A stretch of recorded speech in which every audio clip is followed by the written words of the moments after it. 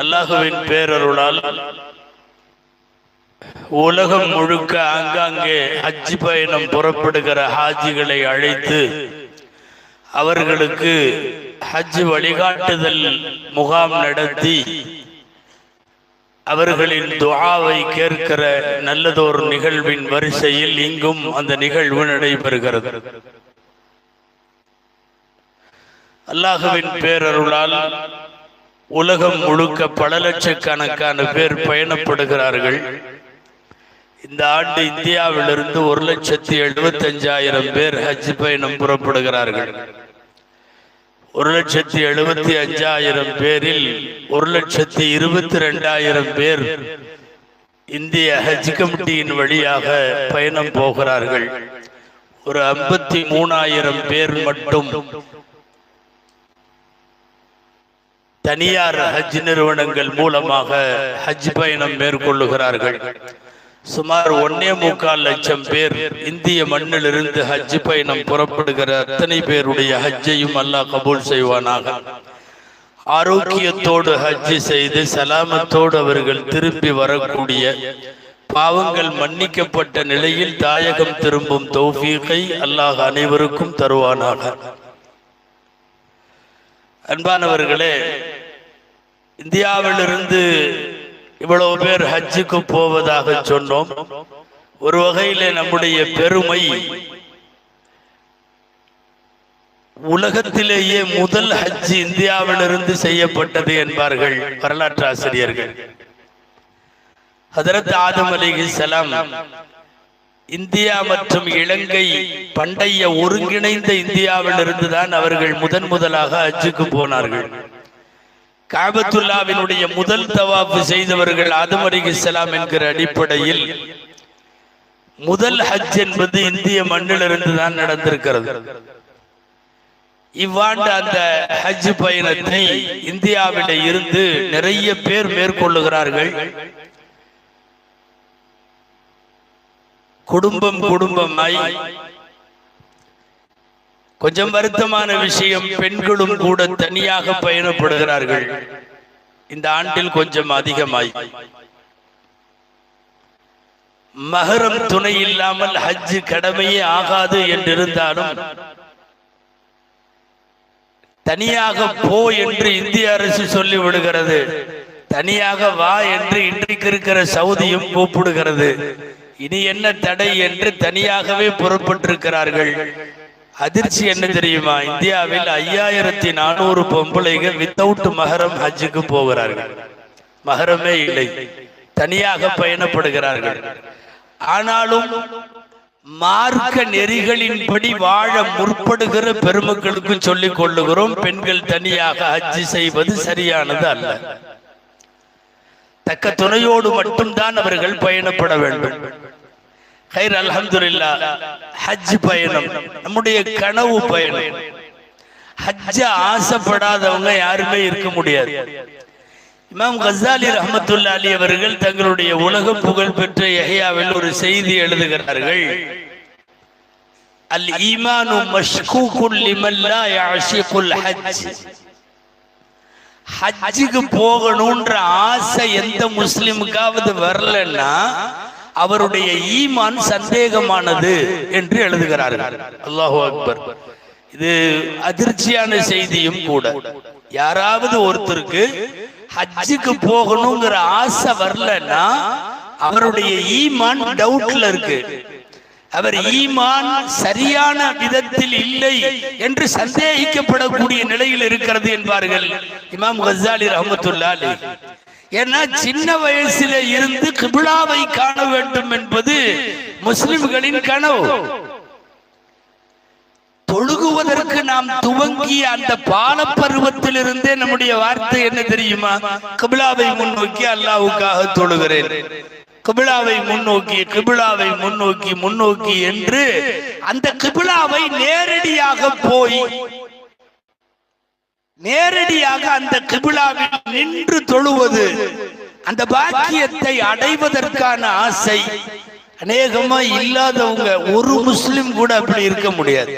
இந்த உம்மத்தினுடைய பிஞ்சிலிருந்து பெருசு வரை, சிறியவர்கள் முதல் வஃபாத்திற்கு நெருங்கிவிட்ட தள்ளாடுகிற முதியவர்கள் வரை ஹஜ்ஜுக்கு போகிற ஆசை இல்லாதவர்கள் யாரும் இருக்க முடியாது. தொழுகைக்கு நிற்கிற போது அதே கிபிலா, ஏதாவது நல்ல காரியங்களை செய்தால் அதே கிபிலா, ஒரு துஆ கேட்பதாக இருந்தால் அதே கிபிலாவை முன்னோக்கி, ஒரு மாப்பிள்ளையை அமர வைக்கிற போது கிபிலாவை முன்னோக்கி, ஒரு குர்பானி பிராணியை அறுக்கிற போது கிபிலாவை முன்னோக்கி, கபரடக்கம் செய்கிற போது மையத்தினுடைய முகத்தை கிபிலாவை முன்னோக்கி, இப்படியே கிபிலாவை முன்னோக்கியே எல்லாவற்றையும் செய்து கொண்டிருப்பவர்களுக்கு அந்த கிபிலால போய் நிக்கணும் இல்லையா? அந்த காபத்துல்லாவினுடைய 4 பக்கமும் சுற்றி நிற்கிறவர்களுக்கு கிபிலா இல்ல. இப்படி இருக்கிறவங்க இப்படி முன்னோங்களா, அப்படி இருக்கிறவங்க இப்படி, இப்படி இருக்கிறவங்க இந்த மாதிரி, இப்படி இருக்கிறவங்க இப்படி, நாலாபுறமும். காரணம், அவர்கள் கிபிலாவை முன்னோக்கி என்கிற இடத்தில் இல்லை, கிபிலாவிலேயே நிற்கிறார்கள். அதனால்தான் ஹஜ் என்பது அந்த கிபிலாவிலே போய் நிற்க வேண்டும் என்கிற ஆசை வேண்டும். பணம், காசு, ஏற்பாடு எல்லாம் அப்புறம். ஹஜ்ஜை பொறுத்தவரை ஆசைப்பட வேண்டும். யாரெல்லாம் என்னை ஹஜ்ஜுக்கு கூப்பிடுன்னு துஆ செய்ய வேண்டும். அழைப்பது அல்லாஹ்வுடைய பொறுப்பு. அவன் கூட்டிட்டு போயிடுவான், நிறைய கூட்டிட்டு போயிடுவான். ஒண்ணுமே இல்லாதவங்க இவரெல்லாம் ஹஜ்ஜு செய்வாரான்னு யோசிப்போம். அவங்க எல்லாம் ஹஜ்ஜுக்கு போயிட்டு வந்துட்டாங்க. இவரெல்லாம் நிறைய ஹஜ்ஜுக்கு போவாருன்னு யோசிப்போம். அந்த இன்னும் ஒரு ஹஜ்ஜு கூட செய்யாம இருப்பார். ஹஜ்ஜுக்கு அழைப்பவன் அல்லாஹ். நீங்க நினைக்கிற மாதிரி வசதி இருந்தா மாத்திரம் போக முடியாது. ஏதேனும் ஒரு சூழ்நிலையை கொடுத்து ஹஜ்ஜு செய்யாமல் போகலாம். நாம் இந்த நாட்டிலே கேள்விப்படுகிறோம் அல்லவா, நீண்ட காலம் அரசவையில அரியணையில இருந்த முகலாய பேரரசர்கள் நிறைய பேர் ஹஜ்ஜு செய்யல. ஒரு மிகப்பெரிய இறைநேசர் என்ற அளவுக்கு சொல்லப்படுகிற அவுரங்கசீப் ரஹ்மத்துல்லாஹி அலைஹி ஹஜ்ஜு செய்யல. போலான்னு இருந்து போக முடியல. காசு பணம் ஹஜ் பயணத்தை தீர்மானிக்கிற இடத்தில் இல்லை. ஹஜ்ஜை தீர்மானிப்பவன் இறைவன். ஆசை வேண்டும், எனக்கு ஹஜ் பாக்கியம் வேண்டும் என்கிற துஆ வேண்டும். அழைப்பது அல்லாஹ்வுடைய பொறுப்பு. கூட்டிட்டு போயிட்டு வர்றது அல்லாஹ்வுடைய பொறுப்பு. இப்பதான் எல்லாம் சென்னையில இருந்து அங்கிருந்து இங்கிருந்து எல்லாம் போறோம். முதல்ல எல்லாம் இந்த கப்பல்ல ஹஜ்ஜுக்கு போனவங்களுக்கு எல்லாம் தெரியும், மும்பை போய் தான் ஏறுவாங்க. மும்பையில் இருக்கிற ஹஜ் கமிட்டி ஆஃப் இந்தியா அதனுடைய பில்டிங்க்கு முன்னாடி ஒரு ஆளு சவரம் செய்வார். கிட்டத்தட்ட அவரு சவரம் செய்யறது எல்லாருமே ஆட்சிகளுக்கு தான். ஏன்னா அந்த பில்டிங்க்கு எதிரில் எல்லாம் உம்ரா ஹஜ் பயணம் பண்றவங்க பூரா தாடி எல்லாம் ஒதுக்குறதுக்கு அவர்கிட்ட தான் வருவாங்க. காத்தால கடந்து வந்தாருன்னா நைட்டு வரைக்கும் அவர் வேலை என்னன்னா பூரா சவரம் செய்யறது பூராமே ஆட்சிகளுக்கு தான். யாரோ ஒருத்தர்கிட்ட சவரம் செஞ்சுக்கிட்டே அவர் பேசிட்டு இருக்கிறப்போ உங்களுக்கு நிறைய சவாபு கிடைக்கும், நீங்க வேற யாரும் பப்ளிக் ஜனங்களுக்கு ஒருத்தருக்குமே சவரம் செய்யற மாதிரியே தெரியல, அத்தனை பேரும் ஹஜ்ஜுக்கு போறவங்க தான், அவ்வளவு பேத்துக்கும் முகம் சவரம் செஞ்சு அனுப்பிச்சு விடுறீங்க, உங்களுக்கு நிறைய சவாபுன்னு அவர் பேசிக்கிட்டே அவர் அந்த பார்பர் அவர் சொல்லியிருக்காரு. உண்மைதான், எல்லாமே ஹஜ்ஜு செய்யறவங்களுக்கு நான் தான் பண்ணி அனுப்புறேன், ஆசையா இருக்கு ஹஜ்ஜுக்கு போகணும்னு. ஆனா காலையில இருந்து சாயந்தரம் வரையும் இந்த சவரம் செய்யற காசுல என் குடும்பம் வாழுது. கொஞ்சம் கூட சேர்த்து வைக்கிறதுக்கெல்லாம் எனக்கு வழி இல்லை, காசும் இல்லை. இப்படியே ஹஜ்ஜுக்கு சவரம் செஞ்சுக்கிட்டே இருக்கிறதுனால ஆண்டவன் எனக்கும் தவாப்பு கொடுத்துருவான். ஆனா ஆசை இருக்குன்னாரு. அந்த கேட்டுட்டு இருந்த ஆளு பெரிய வசதி உள்ளவர். அவரு உடனடியா போனாரு. போய் அதிகாரிகளை சந்திச்சு ஏற்பாடெல்லாம் பண்ணாரு. அந்த காலத்துல இந்த பாஸ்போர்ட் இதெல்லாம் கிடையாது, அந்த ஸ்லிப்பு தானே. போய் ஏற்பாடு செஞ்சு ஹஜ்ஜுக்கு போயிட்டு வந்துட்டு இன்னைக்கும் அங்க அந்த கடை இருக்கு. அவருடைய மகன் பார்த்துட்டு இருக்காரு. கனவுல கூட அவர் ஹஜ்ஜு செய்வாருன்னு நினைக்கல. நமக்கெல்லாம் அப்படி ஒரு தரத்துல நாம இருக்கிறதா அவர் நினைக்கவே இல்லை. ஹாஜிகளுக்கு சவரம் செஞ்சு அனுப்புனவர் யார்கிட்டயோ ஒருத்தர் சொல்றார், உடனடியாக ஹஜ்ஜு ஏற்பாடாகிறது. அந்த ஹாஜிகளோடு அவரும் போய்விட்டு வருகிறார். நான் சொல்ல வர்றது, ஹஜ் என்பது பணங்காசு வைத்திருப்பவர்கள் மாத்திரம் செல்லுவார்கள் என்று நினைப்பது தவறு. தேவைப்பட்டால் அதற்கான வாசல்களை, வழிகளை அல்லாஹ் திறந்து வைப்பான். அப்படி இந்த உலகத்தில் ஏராளமான ஏழைகள் ஹஜ் செய்திருக்கிறார்கள். பெரும் பணக்காரர்கள் நிறைய பேர் ஹஜ் செய்யாமலும் இருந்திருக்கிறார்கள். அரசர்கள், அதிகாரிகள், உயர் உத்தியோகத்தில் இருந்தவர்கள் எக்கச்சக்கமான பேர். ஒண்ணும் இல்ல, அடுத்த வருஷம் போலாம் அடுத்த வருஷம் போலான்னு தள்ளி போட்டு கபருக்கு போற வரையும் செய்ய முடியாமையே போனவங்க நிறைய பேர். முதல்ல ஹஜ் கடமை என்பது காலத்தின் கடைசியில் செய்யப்படுவது அல்ல. இள வயசுலயே ஹஜ்ஜுக்கு போகணும். அதாவது இந்த சின்ன வயசுல இருந்து நமக்கெல்லாம் சொல்லி கொடுத்துருப்பாங்க மதரசால். 1வது களிமா, 2வது தொழுகை, 3வது நோன்பு, 4வது ஜக்காத்து, 5வது ஹஜ்ஜுமாங்களா. இதை தப்பா புரிச்சுட்டாங்க போல் இருக்கு. கடைசியில தான் ஹஜ் பண்ணணும். அது சொல்ற வரிசையில தான், அது சீரியல்ல தான் 5வது ஒழிய சின்ன வயசுல ஹஜ் செய்ய அப்படி தப்பா புரிஞ்சுக்கிட்டாங்க. வரிசையில் தான் அது கடைசி. ஆயுளை பொறுத்தவரை ஆரம்பத்திலேயே செய்யப்படும், இள வயசிலேயே செய்யப்பட வேண்டும். வசதி இருப்பவர் நிறைவேற்ற வேண்டும். எந்த இடத்திலும் அது 50 வயசு தாண்டி 60 வயசு தாண்டி என்கிற வயது வரம்பை குர்ஆனோ ஹதீஸோ சொல்லவில்லை. சில பேர் இதுல கொஞ்சம் கிராஸா யோசிக்கிறவங்க எல்லாம் இருக்காங்க. ரசூலுல்லாஹ்வே 60 வயசுல தான் போனாங்க, அதனால நம்ம ஏன் அவ்வளோ இள வயசுல போகணும் அப்படின்னு. ஸல்லல்லாஹு அலைஹி வஸல்லத்திற்கு வஹியை வாங்கி சட்டமாக்குகிற பெரிய பொறுப்பு இருந்தது. அதனால அல்லாஹ்வா அதை தள்ளி வச்சிருந்தான். எல்லாருக்கும் சூழல் அப்படி அல்ல. நம்மள சில பேர்லாம் பல சௌரியங்களை யோசிச்சுக்கிட்டு தான் போறது இல்லை. போயிட்டு வந்தா தாடி வைக்கணுங்கிறாங்க, பார்த்துக்கலாம். அப்புறம் போயிட்டு வந்தா தப்பு பண்ணக்கூடாதுங்கிறாங்க. கொஞ்சம் நிறைய பண்ண வேண்டியதெல்லாம் இருக்குது. அதனால பூராத்தையும் பண்ணி முடிச்சுட்டு அப்புறம் கடைசியில பார்த்துக்கலாமே. காலம் போன கடைசியில கபரு வான்னு கூப்பிடுறப்போ அந்த டைம் அச்சீவ் பண்ணிக்கலாமேன்ற மாதிரி சில பேர், அதாவது பிளானடாவே தப்பு பண்றதுன்னு முடிவு பண்ணி அதையெல்லாம் முடிச்சதுக்கு அப்புறம் போலாம். ஏன்னா போயிட்டு வந்ததுக்கு அப்புறம் என்னன்னா நம்ம தலைப்பு செய்தி மாதிரி ஆயிடுவோம். ஆஜியாரு பாத்தீங்கள அப்படிம்பாங்க. ஏதாவது தப்ப ஊர்ல யார் பண்ணாலும் பெருசு இல்ல, ஆஜியார் பண்ணா அது தப்பு. அஜர்தே இப்படி, ஆஜியாரே இப்படி, இந்த 2 தான் அடிக்கடி வரும். டைட்டில்லையே நின்றுக்கும். அது கேபிட்டல் நியூஸ் நம்ம தான். அதனால ஏன் சிக்குவானு சில பேர் எல்லாம் தலைமுடி ஃபுல்லா நிறைக்கிற வரையும் அஜிக்கு பெறப்படுறது இல்லை. இவர் கடைசியில அஜுக்கு போலான்னு பெறப்படுறப்ப மூட்டு வலி, முதுகு வலி எல்லாமே வந்துருது. அதுக்கப்புறம் அவர் வீல் சேர்ல உட்காந்து அரைக்குறையா ஹஜ்ஜி செஞ்சுட்டு வர்ற மாதிரி இருக்கு. நான் சொல்ல வருவது, இளமையில் ஹஜ்ஜி செய்ய வேண்டும். நல்ல தேக ஆரோக்கியம் இருக்கிற போது, மூட்டு வலியும் முதுகு வலியும் இல்லாத போது, நடப்பதற்கு கால்கள் தெம்பாக இருக்கிற போது, அமர்ந்து சொல்லாமல் நின்று கொண்டு இபாதத்து செய்வதற்கான வலு உடலில இருக்கிற போது அப்பவே ஹஜ்ஜி செஞ்சிடணும். ஒரு சில செய்தி சொல்லணும்னா, ஹாஜிகளுக்கு மட்டுமல்ல மற்றவங்களுக்கும்.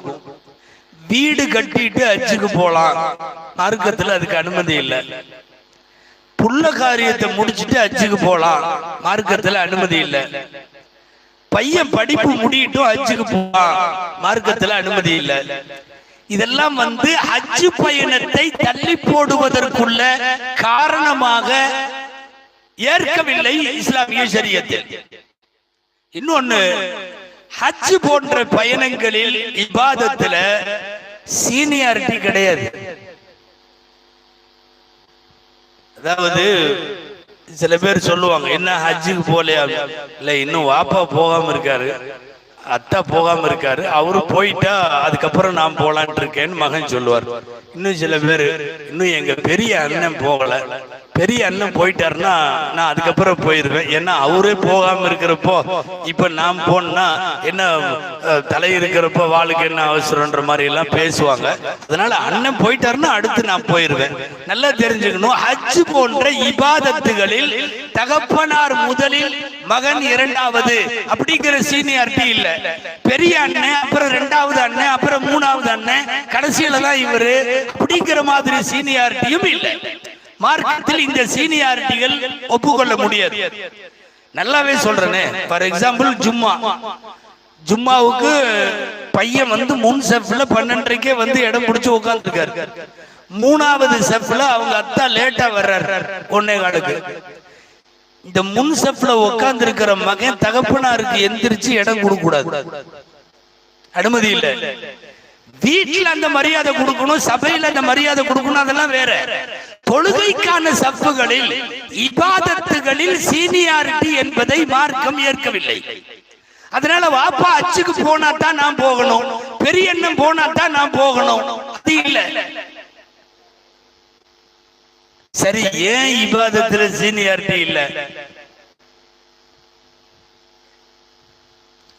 இபாதத்துல ஏன் சீனியாரிட்டி இல்ல?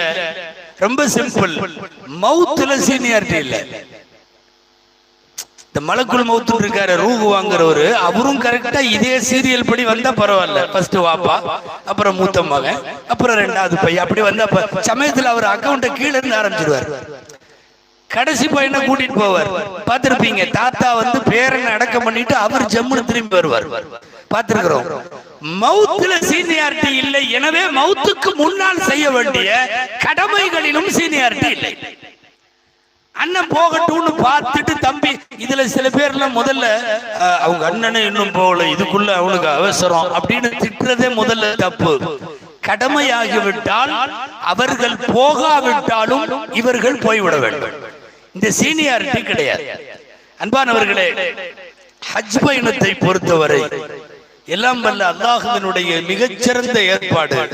நான் ஆரம்பத்தில் சொன்ன அதே பாடம் இமாம் கஸாலி ரஹ்மத்துல்லாஹி அலைஹி சொல்லுவார்கள், முழுமையான அடிமைத்தனம். ரப்புக்கு நான் அடிமை என்று நம்மை ஒப்படைப்பதில் ரொம்ப முழுமையான இபாதத் ஹஜ் மட்டும்தான். நீங்கள் தொழுகும் போது அல்லாஹ்வின் அடிமை என்று சொல்லுவதை விட, நோன்பு வைக்கிற போது, ஜகாத்து கொடுக்கிற போது, வேற இபாதத்துகள் செய்கிற போது, இந்த நேரங்களில் எல்லாம் நீங்கள் அல்லாஹ்வின் அபுது, அல்லாஹ்வின் அடிமை என்று நிரூபிப்பதை விட மிக அதிகமாக நிரூபணம் ஹஜ் பயணத்திலே இருக்கிறது. ஹஜ் மாதிரி இறைவனுக்கு முழு அடிமை என்று நாம் நம்மை இறைவனிடத்தில் ஒப்படைப்பதற்கு வேறு எந்த இபாதத்தும் கிடையாது. கமாலுர் ரிக்கி வல் உபூதிய்யத்தி ஃபில் ஹஜ் என்பார்கள் இமாம் கஸாலி ரஹ்மத்துல்லாஹி. உபூதியத்துனா நான் இறைவனுக்கு அடிமை, நான் ரப்புக்கு அபுதாக இருக்கிறேன் என்று சொல்லுவதில் முழுமையான உச்சகட்டம் அது வந்து ஹஜ்ல தான். தொழுகையில எல்லாம் கூட நீங்க ஏதாவது அது தொழுகையும் தான், அது உடற்பயிற்சியும் தான் சொல்லிருவீங்க, பயிற்சியும்பீங்க. நோன்பு ஒரு வகையில பட்டினி இருந்தா ஆரோக்கியம்னு சொல்லிருவீங்க. தான தர்மம்னா ஏழைகளை பார்த்து இரக்கம் வந்துச்சு, அவரு அது ஒரு ஹெல்ப் மைண்டட் பர்சன் அவரு, அதனால அவர் கொடுக்கிறாருன்னு சொல்லி உலகத்துல என்னென்னமோ சொல்லலாம். இந்த ஹஜ்ஜில மட்டும் வேற எதுவுமே சொல்ல முடியாது. முழுக்க முழுக்க அல்லாஹுவை நோக்கி நான் வருகிறேன் என்று பயணப்படுகிற அற்புதமான பயணம். கீழே ஒரு துணி, மேல ஒரு துணி, ரெண்டே துணி, தலைவிரி கோலம், அலங்காரங்கள் எதுவுமே இல்லை. கிட்டத்தட்ட கபருக்கு பயணப்படுறப்பவும் மொத்தம் 3 துணி தான் கபர்ல, இல்லையா? கஃன் செய்யறது தெரியுமில்லங்க, ஆணுக்கு 3 துணி, பெண்ணுக்கு 5 துணி, இல்லையா? இந்த 2 துணி கீழே 1 மேல 1, அப்புறம் 1 சேர்த்து ரோலா சுத்துற ஒரு துணி. இதை தவிர வேற ஒண்ணும் இல்லை. அந்த துணியோடு லப்பைக் அல்லாஹும்ம லப்பைக், ரப்பே நான் உன்னிடத்தில் வந்து விட்டேன். இதுதான் கமாலுல் உபூதியத் என்று சொல்லுவார்கள். அல்லாஹ்வின் அடிமை என்று சான்று பகருகிற உச்சகட்டமான வெளிப்பாடு இந்த பயணம்.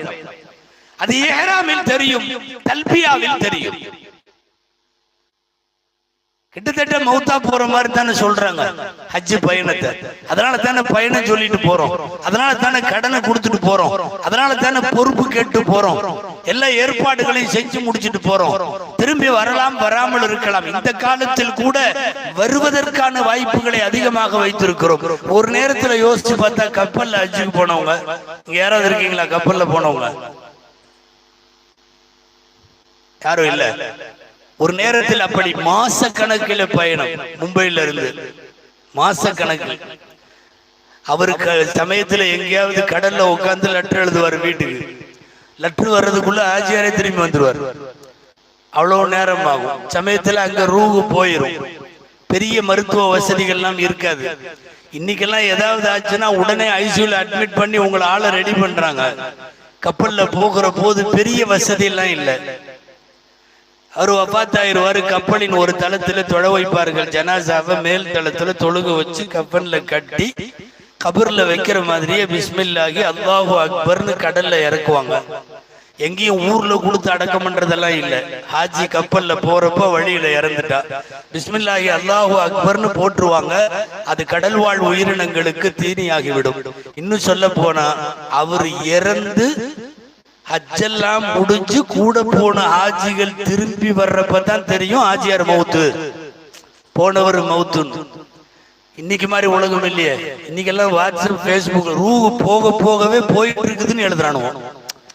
நம்ம பசங்க இன்னும் போகவெல்லாம் இல்லை, போயிட்டு இருக்கிறதெல்லாம் அனுப்புறான். ஒவ்வொரு ஸ்டெப்பா அநேகமா இன்னும் சில நிமிடங்கள் ஸ்டெப் பை ஸ்டெப்பா ரூ போகுது. இப்போ பூரா வாட்ஸ்அப்ல ரூ போகுது. கப்பல்ல ஹஜ்ஜில் அன்னைக்கு பயணப்பட்டவங்க இந்த மாதிரி கடுமையான சிரமத்தில். இன்னைக்கு அந்த மாதிரி இல்ல, ஓரளவு பயணங்கள் லகுவாக்கப்பட்டிருக்கிறது. லப்பைக் அல்லாஹும்ம லப்பைக், யா அல்லாஹ் இதோ நான் உன்னிடத்தில் வந்து விட்டேன் என்று இறைவனிடத்தில் நம்மை ஒப்படைக்கிறார்.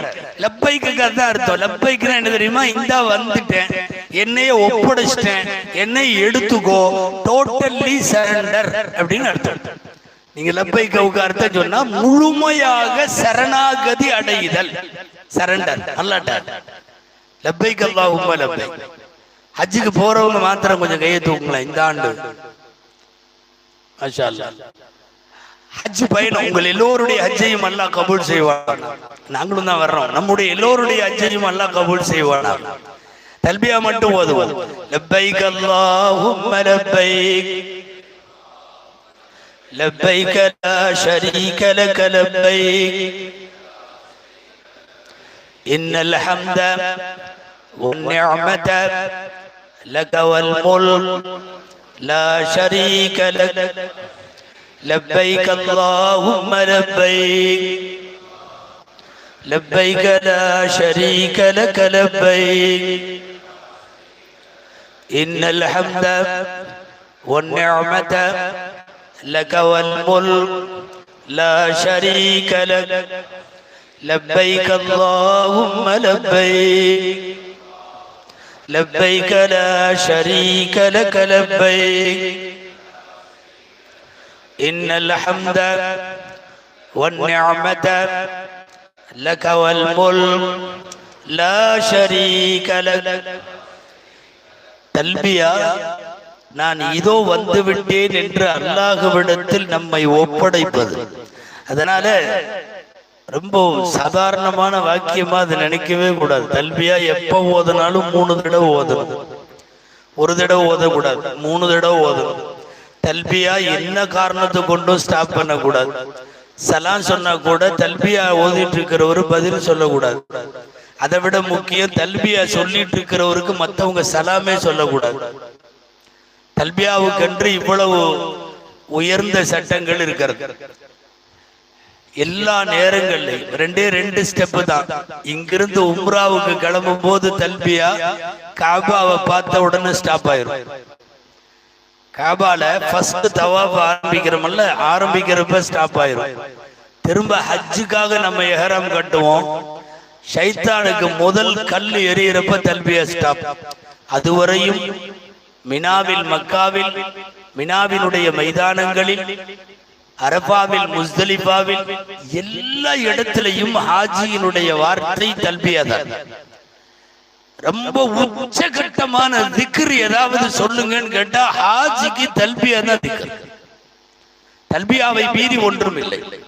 ஆக இதோ நான் வந்துவிட்டேன் என்று இறைவனிடத்தில் ஒப்படைப்பதாலும், ஒரு தலைவிரி கோலமாக கஃன் துணி போன்ற ஆடையோடு கிளம்புவதாலும், முழுமையான அபுதியத், முழுமையான இறைவனுடைய அடிமை என்று சாட்சி பகருகிற அற்புதமான பயணம் ஹஜ் பயணம் மாத்திரம்தான். இது அல்லாஹ்வுடைய ஏற்பாடு. ஆசைப்பட்டவர்கள், துஆ செய்தவர்களை அல்லாஹ் அவன் பக்கம் அழைத்து கொள்ளுகிறான். அப்படி அழைத்து கொள்ளுகிற பயணம் தான் ஹஜ்.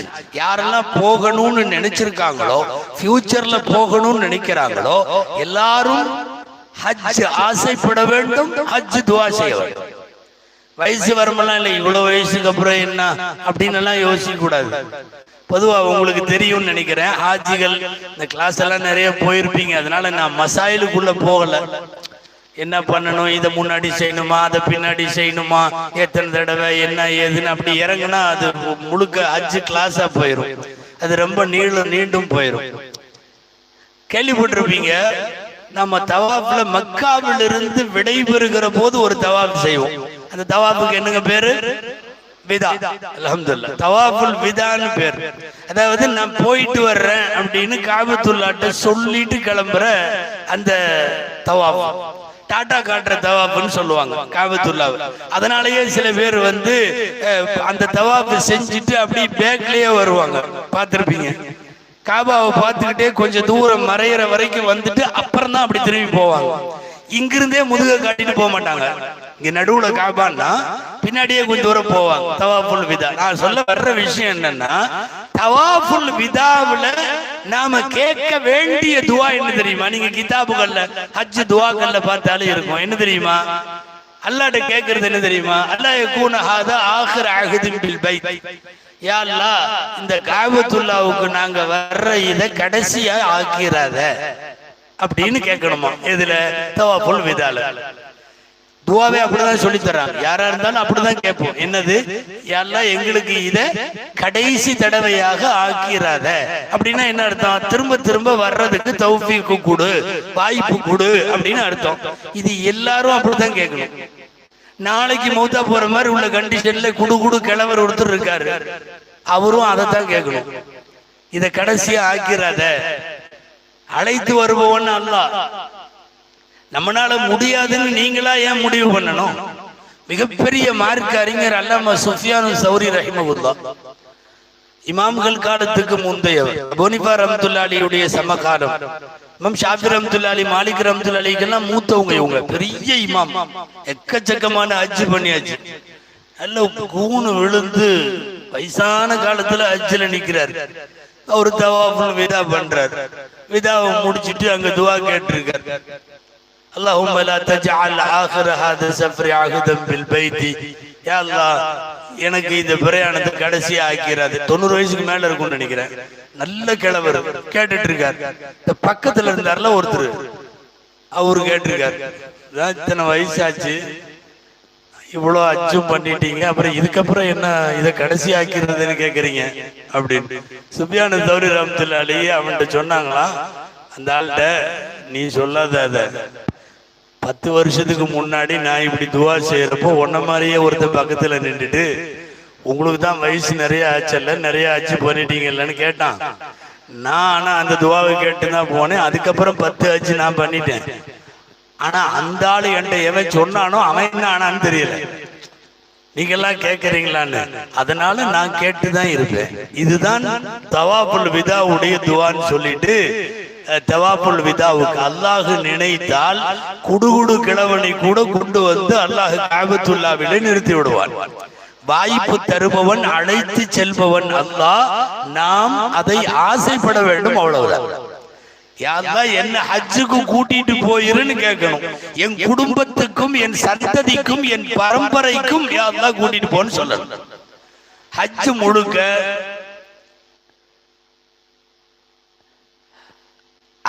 முழுக்க அம்ர தஅபுதி என்று சொல்லுவார்கள் மார்க்க அறிஞர்கள். அதாவது வழிபாடு சார்ந்த விஷயம், அறிவு சார்ந்தது அல்ல, வழிபாடு சார்ந்தது. ஏன், எதற்கு, எப்படி, எதனால், எதற்காக எந்த கேள்வியும் இல்லாமல் ஹஜ் நடைபெறும். எதனால் சுற்றுகிறீர்கள்? அல்லாஹ் ரசூல் சொன்னார்கள், சுற்றுகிறோம். ஏன் தொங்கோட்டம் ஓடுகிறீர்கள்? தெரியாது. அல்லாஹ் ரசூல் சொன்னார்கள், செய்கிறோம். சைத்தானே அங்க இல்ல, ஒரு தூணை வச்சுக்கிட்டு சைத்தான்ட்டு கல் எடுத்து அடிக்கிறீங்களே, ஏன் அடிக்கிறீர்கள்? தெரியாது. அல்லாஹ் ரசூல் சொன்னார்கள், நாங்கள் செய்கிறோம். 25 லட்சம் பேர் ஒரு மைதானத்துல ராத்திரி ரோட்ல படுத்து கிடக்குறீங்க, ஏன் இப்படி கிடக்குறீங்க? அல்லாஹ் ரசூல் சொன்னார்கள், நாங்க படுத்து கிடக்கிறோம். காரண காரியங்களை கேட்காமல், அது குறித்து வினாக்கள் எழுப்பாமல் செய்வது ஹஜ். காரண காரியங்களை எல்லாம் கேட்காமல் செய்யப்படுகிற பிரயாணம் ஹஜ் பிரயாணம். என் அறிவுக்கு புரிஞ்சாதான் நான் வந்து ஹஜ்ஜு செய்வேன்னா ஹஜ்ஜில் எந்த அமலும் செய்ய முடியாது. தவாஃபில தொடங்கி எல்லாமே தவாஃபு, சஇ, Safa Marwa, Mina, Arafah, Muzdalifah, Jamarat அத்தனையும் அறிவுக்கு அப்பாற்பட்டது. அறிவுல விளங்கினா தான் சொன்னா ஹஜ்ஜுக்கே போக முடியாது. சஃபா டு மர்வா ஓடுறாங்க, ஏறத்தாழ ஒரு 700 metre. Safa to Marwa 1/2 kilometre. ஆஜிகள்லாம் மெயினா இப்ப இருந்தே நடக்க ஆரம்பிச்சிருக்கணும். நீங்க இங்கிருந்தே நடந்து பழகினா தான் அங்க போய் நடக்க முடியும். ஒரே ஒரு தடவை சஃபா டு மர்வா 700 மீட்டர் 7 தடவை திரும்ப திரும்ப அடிச்சிங்கன்னா 7 49 கிட்டத்தட்ட 5 கிலோமீட்டர். ஒரு சைக்கு 5 கிலோமீட்டர் பண்ணணும். 5 கிலோமீட்டர் நடக்கணும். 5 கிலோமீட்டர்னா இங்கிருந்து உக்கட வரை வருமா?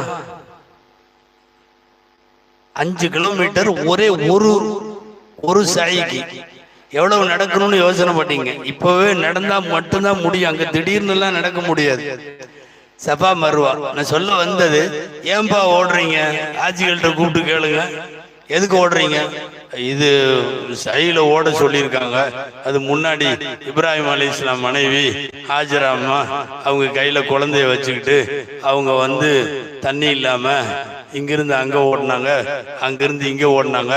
அல்லாஹ் ஓட சொல்லிட்டான், அதனால நாங்களும் அதே மாதிரி அங்கிருந்து இங்கிருந்து அங்க ஓடுறோம்னு சொல்லிட்டு ஓடுற ஆளு தண்ணி பாட்டில் கையிலேயே வச்சிருப்பாரு இல்லையா? அந்த அம்மா தண்ணி இல்லாம ஓடினாங்க. சரி, நம்ம இன்னைக்கு காரணம்லாம் கிடையாது. அவங்க அன்னைக்கு ஓடினாங்க, நீ இன்னைக்கு வந்து ஃபுல்லா தண்ணி கையில இருந்தாலும் நீ ஓடு. அன்னைக்கு இப்ராஹிம் அலைஹிஸ்ஸலாம் போய் சைத்தானேன்னு விரட்டினாங்க. அவன் ஆள் இருக்கானோ இல்லையோ, அந்த இடம் அப்படியே இருக்கு, நீ அடி, அங்க கல் அடி. ஸல்லல்லாஹு அலைஹி வஸல்லம் போய் அங்க காலையில சூரியன் உச்சமாகிற சூரிய உச்சம் ஜவால்ல இருந்து சூரியன் மறையிற வரையும் அங்க உட்கார்ந்து இருந்தாங்க. நானும் அங்க போய் உட்கார்றேன். காரண காரியம் கேட்க கூடாது. இதுக்கு ரொம்ப மிகச்சரியான ஒரு வார்த்தை இருக்கிறது. என்னன்னா, ஹஜ்ரத் உமர் ரலியல்லாஹு அன்ஹு ஹஜ்ருல் அஸ்வத் கல்ல முத்தமிடுற இடத்துல வந்து சொல்லுவாங்கல்ல, அலமு அன்னகி ஹஜருல் லா தன்ஃபஉ வலா ததுர். எனக்கு நல்லா தெரியும், நீ எனக்கு பிரயோஜனமும் தர முடியாத தொந்தரவும் தர முடியாத ஒரு கல்லு. நீ கல்லுதான், நீ ஒண்ணு என்ன டிஸ்டர்ப் பண்ணவும் முடியாது, எனக்கு நன்மை செய்யவும் முடியாது. ஆனால் ரசூலுல்லாஹ் உன்னை முத்தமிடுவதை நான் பார்த்திருக்கிறேன், எனவே நான் முத்தமிடுகிறேன். நீ ஏப்பா முத்தம் கொடுக்கிற? சயின்டிபிக் ரீதியா எனக்கு ஏதாவது சொல்லு. ஒண்ணுமே கிடையாது. அல்லாஹ்வின் தூதர் இந்த கல்லை முத்தமிட்டார்கள், நான் முத்தமிடுகிறேன். அல்லாஹ் இந்த இடத்துல குனிய சொன்னான், குனிகிறேன். இங்கே நிமிர சொன்னான், நிமிர்கிறேன். அவ்வளவுதான். அறிவு சார்ந்த கேள்விகள் கேட்கப்படாமல் ஆன்மீகத்தை மாத்திரம் வெளிச்சப்படுத்துகிற பயணம் தான் ஹஜ்ஜினுடைய பயணம். அது போய் அனுபவிக்கிறப்பதான் தெரியும். போய் காபத்துல்லாஹ்ல நிக்கிறப்போ ஹாஜிகள் மற்றவர்களும் கவனிக்க வேண்டும். காபாவுக்கும் கலிமா சொன்ன முஸ்லிமுக்கும் இடையில ஒரு இரத்த பந்த உறவு இருக்கிறது. இரத்த பந்த உறவு, பிளட் ரிலேஷன்ஷிப் இருக்கு. போய் அங்க நிக்கிறப்போ காபாவை முதல்ல இப்படி குனிஞ்சிட்டு போய் நம்ம தலைய தூக்கி காபாவை முழுசா பார்ப்போமல்ல, தானா கண்ணில் தண்ணி வரும், தொண்டை அடைக்குது, ஒரு மாதிரி நிலைமைக்கு போறோம். ரோமங்கள்லாம் சிலிர்க்குது அப்படியே. என்ன காரணம்? உலகத்துல எத்தனையோ கட்டடம் இருக்கு, உலக அதிசயமான கட்டடம் எல்லாம் இருக்கு. பெரிய பெரிய 60 மாடி 120 மாடின்னு பாக்குறோம். தாஜ்மஹாலுங்கிறான், அதுங்கிறான், இதுங்கிறான், என்னென்னமோ பாக்குறோம். உலக அதிசயமாக நிறைய இருக்கிறது. இது கட்டட கலை அல்ல. 4 பக்கமும் கட்டப்பட்ட ஒரு சதுர ஒரு சின்னம் அது. ஆனால் பார்த்த உடன் அழுகை வருவது ஏன்? துக்கம் தொண்டை அடைப்பது ஏன்? இந்த இடத்துல கொண்டு வந்து என்னை நிப்பாட்டிட்டேன்னு சொல்லி அல்லாஹ்விடம் அழுது மன்றாடுவது ஏன்? அந்த கல்லுக்கும் கலிமா சொன்ன முஸ்லிமின் உள்ளத்திற்கும் இடையில இருப்பது இரத்த பந்த உறவு. இல்லைன்னா அழுக வராது. நம்மளை எத்தனை இடத்துல கூட்டு போய் பெரிய டவர்ல நிப்பாட்டுட்டுமே, பிரமாதம், அவ்வளவுதான், அழுகையெல்லாம் வராது, உணர்ச்சி வசப்பட முடியாது. கஅபாவிலும் அப்படித்தான், எம்பெருமான் ஸல்லல்லாஹு அலைஹி வஸல்லமுடைய ரவுதாவிலும் அப்படித்தான். நேரடியா ரசூலுல்லாஹ்வுடைய ரவுதாவுல நின்று அஸ்ஸலாத்து வஸ்ஸலாமு அலைக்க யா ரசூலல்லாஹ் என்று சலாம் சொல்லும் தௌஃபீகை அல்லாஹ் நமக்கும் நம் சந்ததிகளுக்கும் தருவானாக. அங்க போய் நின்னாலும் அப்படி ஒரு நிலைமை வருது. ரசூலுல்லாஹ்ட்ட நிக்கிறப்ப அழுக வருது. அங்கேயும் வார்த்தையே வரமாட்டேங்குது. அஸ்ஸலாத்து வஸ்ஸலாமுன்னு முழுசா சொல்றதுக்கு ஒரு மூமினுக்கு வாய் வரமாட்டேங்குது. அவன் நேரடியாக ரசூலிடம் நிற்கிறான். எப்படி அந்த உறவு? அங்கே படுத்திருக்கிற, அங்கே உறங்கி கொண்டிருக்கிற எம்பெருமான் ஸல்லல்லாஹு அலைஹி வஸல்லத்திற்கும் முஹம்மது ரசூலுல்லாஹ்வை கலிமாவோடு சேர்த்து சொன்ன முஸ்லிமுக்கும் இடையிலே இரத்த பந்த உறவு இருக்கு. யாராவது ஒரு அடக்கத்தளத்துல கொண்டு போய் நம்ம நிறுத்தினா அழுக வருமா? எல்லா அடக்கத்தளத்திலையும் அழுக வராது.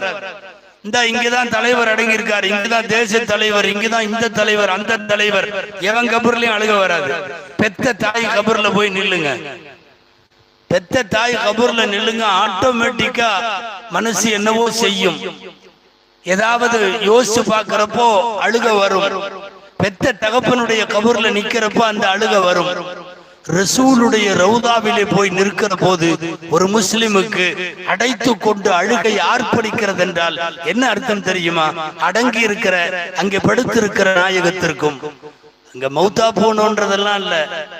உங்க எல்லாத்திலையும் ஒரு செய்தி சொல்லணும். நான் எல்லா ஹதீஸ் கிதாபிலையும் ஒரு பாடம் இருக்கு. உலமாக்களுக்கு தெரியும். பாடத்துக்கு டைட்டில் என்ன தெரியுமா? அல் அம்பியாவு அஹ்யாஉன் ஃபீ குபூரிஹிம். நபிமார்கள் கபறுகளில் உயிரோடு இருக்கிறார்கள். இது நம்முடைய கான்செப்ட். இது அஹ்லு சுன்னத் வல் ஜமாஅத்தினுடைய கொள்கை, அகீதா. எம்பெருமான் ஸல்லல்லாஹு அலைஹி வஸல்லம் மௌத்தாகி இருக்கிறார்கள் அங்கன்னு சொல்லக்கூடாது. கபறுகளில் உயிரோடு இருக்கிறார்கள் ரசூல் ஸல்லல்லாஹு அலைஹி வஸல்லம். இப்ப உயிரோடு அமர்ந்திருக்கிற அல்லாஹ்வின் தூதரை சந்தித்து நேரடியாக அஸ்ஸலாமு அலைக்கும்னு சொல்றோம். இப்போ எல்லாம் வருத்தமா இருக்குது. சில பேர் இந்த ஹஜ் சர்வீஸ்ன்னு கூட்டிட்டு போறாங்க. ஒரு சில சர்வீஸ்கள் கொஞ்சம் யாராவது வழிகாட்டுறவங்க கிராஸா இருக்கிறாங்க போல தெரியுது. அவங்களுக்கு அதுல என்ன கிடைக்குதுன்னு தெரியல. இப்படி சொல்றாங்க சில பேர், ஹஜ் என்பது மக்காலேயே முடிஞ்சிருச்சு, மதீனா போகணுன்ற அவசியம் எல்லாம் இல்லை, நீங்க போறதுன்னா போலாம், ஹஜ் கடமை மக்காவோட க்ளோஸ், மதீனாவுக்கு போகணுன்றது கம்பல்சரி எல்லாம் இல்லை அப்படின்னு சொல்லிட்டு மதீனாவுக்கு கூட்டு போவான். இது எதுக்கு இப்படி சொல்றான்னு தெரியல. இந்த மதீனாவுக்கு போறது ஒன்னும் ஒரு பெரிய வெயிட் கொடுக்க வேண்டாம்னு சொல்றதுல இவருக்கு என்ன போகுதுன்னு தெரியல. சொல்ல போனால் முழுமையான ஹஜ் பயணம், நிறைவான ஹஜ் பயணம் நபிகளாரை பார்த்ததற்கு பிறகுதான். என்னுடைய கபரை மன்னரையை ஜியாரத்து செய்தவனுக்கு என் ஷஃபாஅத்து கிடைக்கும் என்கிறார்கள் நாயகம் ஸல்லல்லாஹு அலைஹி வஸல்லம். கிடைக்கும் என்பதல்ல, ஷஃபாஅத்து கட்டாயம் என்கிறார்கள். வஜபத் ஷஃபாஅத்தி. ரசூலுல்லாஹ்வுடைய ஷஃபாஅத்து தானே இங்க உட்கார்ந்துகிட்டு உள்ளூர்ல சின்னதுல இருந்து மௌத்தா போற வரையும் அல்லாஹும்ம ரப்ப ஹாதிஹி தஅவத்தி தாமத்தின் ஓதி வர்சுக்னா ஷஃபாஅத்து அப்படிதானே கேட்கிறோம். வர்சுக்னா ஷஃபாஅத்து யௌமுல் கியாமா இன்னக லா துக்லிஃபுல் மிஆத் அப்படின்னு கேட்கிறோமே. ஷஃபாஅத்து குடு, ஷஃபாஅத்து குடுன்னு நாயகம் சொல்லுகிறார்கள். ஷஃபாஅத் எனது அடக்கத்தலத்திற்கு நீ ஜியாரத்து செய். அதனால் ஹஜ் பயணம் நிறைவு பெறுவதற்கு மதீனத்து பயணமும் அன்னலாருடைய ரவுலாவின் சலாமும் மிக முக்கியமான காரணம். நான் சொல்ல வந்தது, கஅபாவிற்கும் நமக்கும் இரத்த பந்த உறவு, ரசூலுடைய ரவுலாவுக்கும் நமக்கும் இரத்த பந்த உறவு. லா இலாஹ இல்லல்லாஹ் கஅபாவிலே வெளிப்படும், முஹம்மதுர் ரசூலுல்லாஹ் மதீனாவிலே வெளிப்படும். இந்த கலிமாவை உள்ளத்திலே தாங்கி இருக்கிற அத்தனை பேரும் அந்த இடத்துல நிக்கிறப்போ அவன் விரும்புறானோ விரும்பலையோ தானா அழுகை வரும், தானா கண்ணீர் வரும்.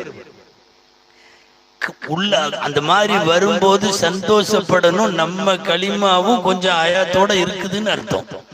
கொஞ்சம் செத்தெல்லாம் போகல, நம்ம ஈமான் ஏதோ கொஞ்சம் உயிரோட்டத்தோட இருக்குது, அறவே டெட் பீஸா போகல இப்படிங்கிற மாதிரி அந்த அழுகை நம் கலிமாவின் உயிரோட்டத்தை உணர்த்தக்கூடிய வகையில அமைந்திருக்கிறது என்பதை பார்க்கிறோம். இதுவெல்லாம் இரத்த பந்த உறவுகள் அதற்கும் நமக்கும் என்பதற்கு அர்த்தம். அதனால ஹஜ் கடமைக்குள்ள நம்ம யோசிச்சோம்னா அல்லாஹு அக்பர், உலகத்தில் ஏராளமான அற்புதங்களின் அணிவகுப்பு ஹஜ்ஜினுடைய பயணம். அல்லாஹ் நம்ம எல்லோருடைய ஹஜ்ஜையும் ஹஜ்ஜ மப்ரூராக ஆக்குவானாம். அடிக்கடி சொல்றோம்ல, மக்பூலான ஹஜ் மப்ரூரான ஹஜ், மப்ரூரான ஹஜ்ஜாக ஆக்குவானாங்க. அப்படின்னா என்னங்க? மப்ரூரான ஹஜ் என்பதற்கு ஹதீஸ்ல 4 செய்தி சொல்றாங்க. ஹாஜிகள் குறிப்பா கேட்கணும்.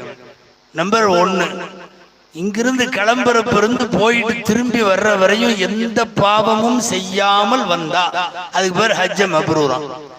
யாரை பத்தியும் கழுவி ஊத்தல, அங்க போய் உட்காந்து மக்கால பித்தனா பிரசாதெல்லாம் பேசல, அடுத்தவங்களை தொந்தரவு பண்ணல, யாருடைய பொருளையும் கை வைக்கல, யாருக்கும் கெடுதி நினைக்கல, கெட்டெண்ணம் வைக்கல. இங்கிருந்து கிளம்புனதுல இருந்து போயிட்டு திரும்பி வர்ற வரையும் சில பேர் அங்க வந்து சண்டையெல்லாம் போட்டுட்டு இருப்பாங்க, பயங்கரமா இருக்கும். அல்லாவே அவன் சைத்தான் நம்ம ஒரு முடிவோட பாவத்தை எல்லாம் முடிச்சுட்டு வர்றதுன்னு போவோம், அவன் ஒரு முடிவோட அங்க வந்திருப்பான். என்னன்னு இவரை ஏதாவது பண்ணி தான் அனுப்பணுங்கிற மாதிரி அப்படி நிறைய சண்டையெல்லாம் போடும். இங்க ஏர்போர்ட்ல பாத்தீங்கன்னா இங்க 2 இப்படியே ஒட்டிட்டு போவோம், ஒரே கவர் இப்படி போவோம். திரும்பி இறங்கி வரும்போது அவர் அந்த வாசல்ல வர்றாரு, இவன் இந்த வாசல்ல வர்றான், 2 வேற வேறையா வரும். அங்க எல்லாம் நடந்திருக்குதுன்னு அர்த்தம். எந்த பாவமும் இல்லாமல் ஹஜ் திரும்பி வந்தால் அது ஹஜ்ஜ மப்ரூர். இது நம்பர் 1. 2வது அர்த்தம், ஹஜ்ஜ மப்ரூர் என்பதற்கு இன்னொரு அர்த்தம். அந்த கிளாஸ் உங்களுக்கும் வரும், எல்லாரும் அங்க பார்க்க வேணாம், கொஞ்சம் இங்க பாருங்களேன், நானும் முடிக்க போறேன். ஏன்னா அது வந்த உடனே சரையல்னு திரும்புறாங்க, கொஞ்சம் கஷ்டமா இருக்கு. அன்பானவர்களே, 2வது முகஸ்துதியோ பெருமையோ அடுத்தவங்களுக்கு காட்டுறதோ இந்த கொஞ்சம் ரொம்ப தரமட்டமான நோக்கம் எதுவும் இருக்கக்கூடாது. இப்போ அப்படியெல்லாம் சில பேர்லாம் கிளம்புறான், என்ன ஹஜ்ஜுக்கு போயிட்டீங்க, சும்மா கேட்டுக்கிட்டே இருக்கானுங்க, ஹஜ்ஜுக்கு போலியான்னு போயிட்டு வந்துடுறேன், இப்படி போறது சில பேர். போலான்ட்டு தான் இருந்தேன், அந்த சம்மந்தி போன வருஷம் போயிட்டு வந்துட்டாங்க, அது நாமளும் போக வேண்டியதா இருக்கு. அதாவது அவங்க போனதுனாலதான் இவர் போறாரு போல் இருக்கு. போன வருஷம் சம்மந்தியை போயிட்டு வந்திருப்பாங்க, இந்த வருஷம் இவர் கிளம்புவார். இந்த ஹஜ்ஜுடைய நோக்கம் எந்த முகஸ்துதிகளும் வேற எதுவும் இல்லாத மாதிரி இருக்கணும். இதுதான் ஹஜ்ஜ மப்ரூருக்கான 2வது அர்த்தம். நான் 4 அர்த்தம் தான் சொல்ல போறேன், எதுக்கும் முடிஞ்சா கடைசியில கேட்டு பார்க்கலாம் திரும்ப. 3வது அன்பானவர்களே, 3வது பியூர் ஹலாலான காசுல மட்டும் ஹஜ்ஜுக்கு போயிட்டு வந்தா அந்த ஹஜ்ஜுக்கு பேரு ஹஜ்ஜ மப்ரூர். தப்பான காசுல ஒரு ஹதீஸ்ல இப்படியே வருதுங்க, ஒருத்தர் வந்து வருமானம் சரியில்லாத காசுல ஹஜ் பயணத்துக்கு கிளம்பி எஹராம் கட்டும் போது அந்த எஹராம புடிச்சு மூஞ்சி நல்லா எரிவான்னு வருது. நீயும் உன் எஹராமும் நீயே வச்சுக்கோ அப்படின்னு சொல்லி எல்லாம் பாதுகாக்கணும். அதனால ஹஜ்ஜுக்கு கிளம்புற காசு எல்லாமே பியூரான ஹலாலான நம்ம சம்பாத்தியமா இருக்கணும். இதுல வட்டி லோனு அது இது கண்ட காசெல்லாம் வந்து நுழையக்கூடாது. இது 3வது ஹஜ், 3வது கருத்து ஹஜ்ஜ மப்ரூர் என்பதற்கு. ஹஜ்ஜ மப்ரூர் என்பதற்கு 4வது ஒரு அர்த்தம். இன்னும் சொல்ல போனா 3 அர்த்தத்தை விடவும் சிறந்த அர்த்தம் இந்த 4வது அர்த்தம் தான். ஹஜ்ஜ மப்ரூர் என்ன? ஹஜ்ஜ மப்ரூர்னா போயிட்டு வந்த பிறகு முன்னாடி இருந்த வாழ்க்கையை விட ஒரு நல்ல மாற்றம், மார்க்க ரீதியான முன்னேற்றம் ஹஜ்ஜுக்கு போயிட்டு வந்த பிறகு ஒருத்தர்கிட்ட இருந்துச்சுன்னா அவர் ஹஜ்ஜ மப்ரூர்னு அர்த்தம். இதுதான் இருக்கிறதுலயே ரொம்ப பெஸ்ட் மீனிங். எதுக்கு? ஹஜ்ஜ மப்ரூருக்கு. நமக்கே நல்லா தெரியும், போறதுக்கு முன்னாடி இருந்ததை விட போயிட்டு வந்ததுக்கு அப்புறம் அவருடைய அமலில், அவரின் தீனில், அவருடைய இபாதத்தில் மார்க்க ரீதியான முன்னேற்றங்கள் இருக்குமானால் அதுக்கு பேர் ஹஜ்ஜ மப்ரூர். இப்போலாம் நிறைய பேர் உம்ராவுக்கு சும்மா தடிக்கி விழுந்தா உம்ரா. எங்க அவர் உம்ரா போயிட்டார், ஃபேமிலியோட போயிட்டார், குடும்பத்தோட போயிட்டார், மே மாசம் போயிட்டார், எல்லாம் போயிட்டு நிறைய வர்றாங்க, எந்த சேஞ்சும் இல்லை. அவர் வந்தும் ஃபஜ்ர் தொழுக வர்றதில்லை, அவர் வந்தும் ஜமாத்துல எல்லாம் கலந்துக்கிறது இல்லை, எல்லா தொழுகையினுடைய ஜமாத்துகள் எல்லாம் நிக்கிறது இல்லை. அது என்னன்னே தெரியல. போயிட்டு வந்த பிறகு உள்ள வாழ்க்கை போவதற்கு முன்புள்ள வாழ்க்கையை விட கொஞ்சமாவது மாறணும். இல்ல முதல்ல எல்லாம் தாடி இருக்காது, இப்ப தாடி வச்சிருக்காரு. முதல்ல எல்லாம் 5 நேரம் தொழு வர மாட்டாரு, இப்போ எல்லாம் 5 நேரம் வர்றாரு. முதல்ல கொஞ்சம் அப்படி இப்படி காசெல்லாம் வாங்கிட்டு இருந்தாரு, இப்ப அதெல்லாம் வாங்கறது இல்ல, அவர் கரெக்டா இருக்காரு. இப்படி வந்ததற்கு பிறகான வாழ்க்கையில் ஒரு முன்னேற்றம் இருக்க வேண்டும். எங்களுக்கு தெரியும், உண்மையாகவே சொல்லுகிறேன், பொய்யல்ல. உலமாக்கள் நிறைய அறிவார்கள் தமிழ்நாட்டுல. ஒரு காலத்துல ஹஜ்ஜுக்கு போனவங்க நிறைய பேர். அவர் ஆலிமெல்லாம் இல்லை, சாதாரண ஆளா இருப்பார், மளிகை கடை வச்சிருப்பார், விவசாயியா இருப்பார். நான் சொல்றது கப்பல்ல ஹஜ்ஜுக்கு போனவங்க ஒரு காலத்துல போயிட்டு வந்து மௌத்தா போற வரையும் இந்த ஹஜ்ஜத்தை விடாம தொழுதவங்க நிறைய பேர் இருக்காங்க தமிழ்நாட்டுல. மௌத்தா போயிட்டு வந்த பிறகு மௌத்தா போற வரையும் முந்தின சப்பல காம் சொல்ற இடத்துல நிப்பாங்க. இன்னைக்கும் அன்பானவர்களே, சில கிராமங்கள் இருக்கிறது, அந்த காலத்துல ஹஜ்ஜு செஞ்சுட்டு வந்தவங்க ஊர்ல மழை இல்லைன்னா அந்த ஆஜியார ஊர்வலமா அழைச்சிட்டு போய் ஈதுகா தொழுகிற இடத்துல அவரை நிக்க வச்சு மழைக்காக துவா செய்ய சொல்லுவாங்க. வரும்போது எல்லாம் நினைஞ்சுக்கிட்டே திரும்பி வருவாங்க. சில ஊர்களில் அப்படி ஆஜியார்கள் இருந்தார்கள். பெரிய ஆலிமெல்லாம் இல்லை, மிகப்பெரிய கல்வி ஞானம் அதெல்லாம் ஒண்ணு இல்லை. ஹஜ்ஜுக்கு போயிட்டு வந்த பிறகு அந்த வாழ்க்கையில் ஒரு மாற்றம் ஏற்பட்டிருக்க வேண்டும். சொல்ல போனா ஹஜ்ஜ மப்ரூர் என்பதற்கு மிகச்சிறந்த அர்த்தம் இதுதான். போயிட்டு வந்ததற்கு பிறகு ஏற்படுகின்ற வாழ்க்கையினுடைய மார்க்க ரீதியான முன்னேற்றமாக இருக்கிறது. அல்லாஹ் கொடுத்த மிகப்பெரிய வாய்ப்புங்க இது. இந்த உம்மத்துக்கு மாத்திரம் அல் ஹஜ்ஜு யஹ்திமு மா கான கப்லா. ஹஜ் முன்னுண்டான அத்தனை பாவத்தையும் அழித்துவிடும், எல்லா பாவத்தையும் அழித்துவிடும். முன்னுண்டான சமுதாயங்கள் யாருக்கும் அவங்க காபத்துல்லாவுக்கு போயிட்டு வந்த உடனே அப்படியே அத்தனை பாவங்களும் அழிக்கப்படும் என்ற மாதிரியான வாக்குறுதியை அல்லாஹ் தரல. இவர்களுக்கு மாத்திரம் தந்திருக்கிறான், இந்த உம்மத்திற்கு மாத்திரம் தந்திருக்கிறான். நீங்க அற்புதங்கள்னு யோசிச்சீங்கன்னா எவ்வளவு அற்புதம் தெரியுமா? அல்லாஹு அக்பர். நாம் போகிற அந்த மக்கா நகரம், கிதாபுகள்ல இருக்கு, மக்கா நகரம் தாயின் கருவறையை போல அப்படின்னு இருக்கு. தாயின் கருவறைனா என்னங்க? ஃபர்ஸ்ட் ஒரு 4-5 சொட்டா இருக்கிறப்போ அது அந்த மாதிரி இருக்கும். கொஞ்சம் ரத்த கட்டியா மாறும் போது அந்த பலூன் கொஞ்சம் பெருசாகும். கருவறை குழந்தை 3-4 மாசத்துக்கு வந்துச்சுன்னா அந்த அளவுக்கு பெருசாகும். 9 மாசம் 10 மாசம் ஆச்சுன்னா அப்படியே அது அவ்வளவு பெரிய பலூன். அந்த பிளெக்சிபிலிட்டி, விரிந்து கொடுக்கிற தன்மை, குழந்தை பெருசாகிறதுக்கு தோதுவா அந்த பலூனும் பெருசாயிட்டே இருக்கும். தாயின் கருவறை நீங்க எத்தனை லட்சம் பேர் போனாலும் மக்கா உள்ள வாங்கிக்கும். இது எப்படி வாங்குதுன்னு தெரியல. எங்க 25 லட்சம் பேருங்க உள்ள. அது ஒண்ணும் பெரிய சென்னை மாதிரி உள்ள சிட்டி எல்லாம் இல்ல, அவ்வளவு பெரிய நகரம் எல்லாம் இல்ல, ஓரளவு சின்ன ஊர் தான். 20-25 லட்சம் பேரை உள்ள வாங்குது. அவ்வளவு பேரும் சாப்பிடுறாங்க, தூங்குறாங்க, தொழுகுறாங்க, பாத்ரூம் போறாங்க, குளிக்கிறாங்க, இபாதத் செய்யறாங்க, போறாங்க, வர்றாங்க, ஜாமான் அப்படியே எடுத்து வெளியே அனுப்புது. நான் சும்மா இத விளங்குறதுக்காக சொல்றேன். ஃபார் எக்ஸாம்பிள், நீங்க கோயம்புத்தூர்ல ஒரு அரசியல் கட்சி மாநாடு நடத்துது, ஒரு 2 லட்சம் பேர், 2 லட்சம் பேர் மட்டும் கூடுற ஒரு மாநாடு கோவையில நடுவுல சிட்டியில எங்கேயாவது வஉசி பார்க்ல நடக்குதுன்னு வச்சுக்கோமே, காந்திபுரம் வரையுமே பஸ் வராது, எங்கேயாவது இறக்கி விட்டுருவான், அந்த பக்கம் இறக்கி விட்டுருவான். என்னன்னு இறங்கு, இங்கேயே இறங்கு, கணபதிக்கு மேல போவாது இறங்குன்றான். இல்லாட்டி இந்த பக்கம் எங்கேயாவது இந்த கடைசியில இறக்கி விட்டுருவான். என்னன்னா சிட்டிக்குள்ள எல்லாம் போக முடியாதுன்ற. ஒரு 2 லட்சம் பேரை உள்ள வாங்குறதுக்குள்ள கோயம்புத்தூரை அல்லோல கல்லோல பண்ணிடுவானுங்க. சாப்பிட்றதுக்கு கடை கிடைக்காது, இது கிடைக்காது, அங்க மூடிடுவான், இங்க மூடிடுவான். என்னென்ன 25 லட்சம் பேர் சைலண்டா உள்ள போ, அது மக்கா வாங்கிக்கும். அது தாயின் கருவறை.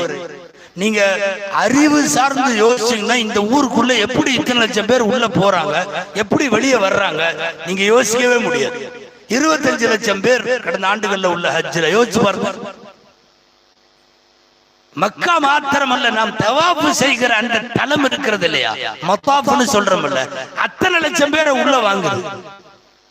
நீ போய் ஏதாவது டேப்பு வச்செல்லாம் அளந்து நீ சொன்னீங்கன்னா இவ்வளவுலாம் நிக்க முடியாதுன்னு சொல்லிடுவீங்க.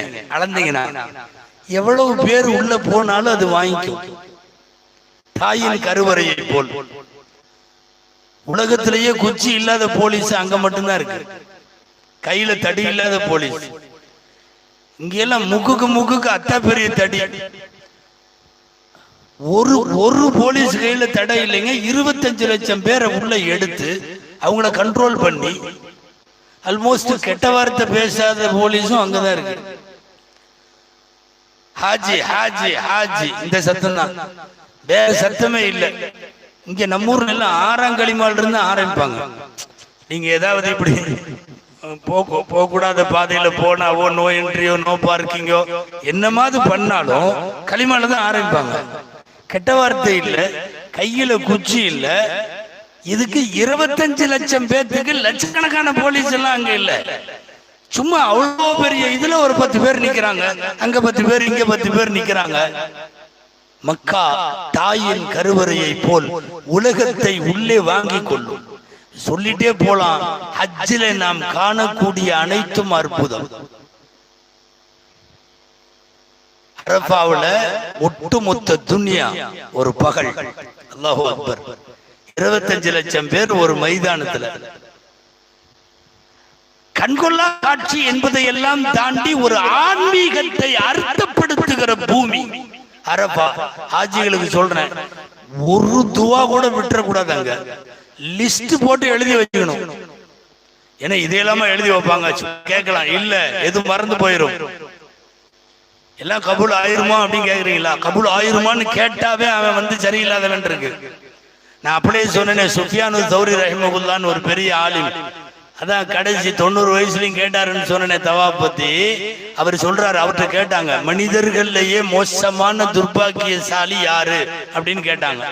அதுக்கு அவங்க சொன்னாங்க, அரபால கூட அல்லாஹ் என்னை மன்னிக்க மாட்டாங்கிற மாதிரி எவன் நினைப்பானோ அவனை விட மோசமானவன் உலகத்துல இல்லை. அத்தனை பேருக்கும் மன்னிப்பு. அரஃபா புண்ணிய பூமி. அன்பானவர்களே, அல்லாஹு அக்பர். சைத்தான் தலையில வாரி மண்ணை போட்டு ஓடுவான்னு ஹதீஸ்ல வருதுல்ல, அந்த பூமி அரஃபாவுடைய பூமி. கரெக்டா ஒரு 11 மணியில இருந்து 6:30 மணி வரையும், அவ்வளவுதான் அரஃபா. சூரிய உச்சத்தில இருந்து சூரியன் மறைகிற வரை கேட்கிற எல்லாம் கபூலாகும்.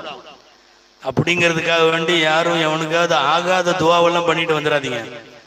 அவன் நாசமா போகணும், நீ நாசமா போயிருவ. ஏன்னா அது இடம் அரஃபா. சில பேர்லாம் இந்த துவாவுல கொஞ்சம் பிளஸ் மைனஸ் எல்லாம் பார்ப்பாங்க. பார்க்கவே கூடாது. எல்லாத்துக்கும் பிளஸ் தான். எல்லாம் நல்லா இருக்கட்டும், எல்லாம் நல்லா இருக்கட்டும். அங்க போய் யாருக்கும் கெட்ட துவாவெல்லாம் செய்யக்கூடாது, பத்துவாவும் செய்யக்கூடாது. சில பேர் அண்ணனுக்கு துவா செய்ய மாட்டான், நல்லா தான் இருக்காரு, ஓரளவு வீடு வாசல் நல்லா தான், அதனால அவருக்கு வேணாம். எல்லாத்துக்கும் கேட்கணும். பக்கத்து வீட்டுக்காரன், அவன் இவன், சொந்தக்காரன், எல்லாத்துக்கும். உலகம் முழுக்க எல்லாருக்கும் நன்மையை கேட்பவனுக்கு நன்மை தானா அல்லாஹ் கொடுத்துருவான். நீ கேட்க மறந்த துவாக்கள் எல்லாம் உனக்கு கபூலாகிவிடும். இந்த தமிழ்ல சொல்லுவாங்கல்ல, பக்கத்து இலைக்கு பாயாசம் ஊத்துறதுன்னு. அங்க வந்தாவே நமக்கு ஊத்திட்டு போயிருவாங்கல்ல. அந்த மாதிரி அவரு குடு, இவரு குடு, இவரு குடுனா இவன் என்னடா எல்லாத்துக்கும் குடு குடுங்கிறான், அவனுக்கு குடு முதல்ல, தானாக கபூலாகிவிடும். அரஃபா ரொம்ப ஹாஜிகளுக்கான ஆக முக்கியமான அமல். அதனாலதான் ஹதீஸ் இப்படி வருது, ஹஜ் என்பதே அரஃபா தான். ஹஜ்ஜே கூடாதுங்க, அரஃபாவை மிஸ் பண்ணிட்டா. அல்லாஹ் நம்ம எல்லோருக்கும் ஆரோக்கியத்தை தரணும். இப்ப உதாரணமா ஹஜ்ஜுக்கு போயிருக்கோம், உடம்பு சரியில்லை, யாராவது ஒருத்தர் ஐசியூல இருக்காரு, கோமால போயிட்டாரு இப்படின்னா கூட சவுதி கவர்மெண்ட் ஏற்பாடு என்ன தெரியுமா? ஆம்புலன்ஸ்ல ஸ்ட்ரெச்சர் ஏற்பாடோட அப்படியே கொண்டு வந்து ஆம்புலன்ஸ் அரஃபாவுக்கு வரும். அவர் நினைவு கூட இல்லாம இருப்பார் ஹாஜி. கரெக்டா அரஃபால இறக்கி 1 hour அங்க அப்படியே வச்சிருப்பாங்க. அவர் கோமால இருக்கலாம், அவர் ஒன்னும் ஓத மாட்டார், தொழுவ மாட்டார், ஒண்ணுமே இல்லை, அவருக்கு நினைவே இல்லை.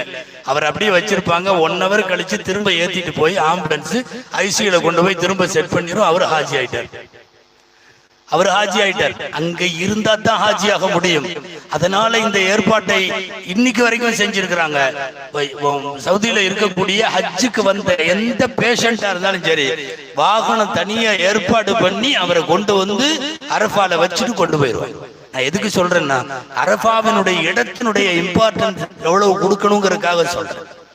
அதே போலத்தான் அன்றைய இரவு முஸ்தலிஃபா உருண்டு கிடப்போம் நம்ம பாட்டுல, ரோட்ல எல்லாம் பதவி பட்டம் அந்தஸ்து, நான் அப்படி இப்படி, நான் பெரிய ஆலிம், நான் பெரிய முத்தவள்ளி, நான் பெரிய தலைவர், எல்லாம் போயிடும்.